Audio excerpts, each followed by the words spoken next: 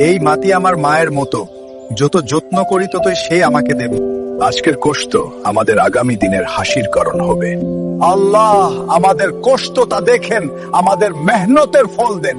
আল্লাহ ভরসা, আজকে বাজারটা ভালো হলে ছেলে মেয়ের জন্য ভালো খাবার নিতে পারবো। আসেন আপা, তাজা সবজি, গ্রামের সবজি একদম তাজা।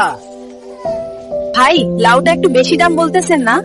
আপা, সবজিটা আজকে ক্ষেত থেকে তুলছি, একটু ভালো দাম দিলে আমাদের উপকার হয়। খেতে কষ্ট করি আমরা, কিন্তু দাম পাওয়াটা অনেক সময় কঠিন হয়ে যায়। চাষি মানুষের স্বপ্ন বড় না, শুধু সমান দামটা চাই। আজকে ভালো বিক্রি হয়েছে, আল্লাহ যেন সব চাষীদের রক্ষা করেন। এই যে নাও, আজকে বাজার থেকে বড় একটা মাছ নিয়ে আসলাম। এইবার এইটাকে ভালো করে রান্না করো, সবাই মিলে খাবো। বাবা, তুমি এত বড় মাছটা কত টাকা দিয়ে আনলা? মা, অনেক মজা হয়েছে রান্নাটা। হে বাবা, তাড়াতাড়ি খেয়ে ঘুমাতে যাও। এই হলো গ্রামের গরিব কৃষকের গল্প। বন্ধুরা, ভিডিওটা যদি ভালো লাগে একটা লাইক।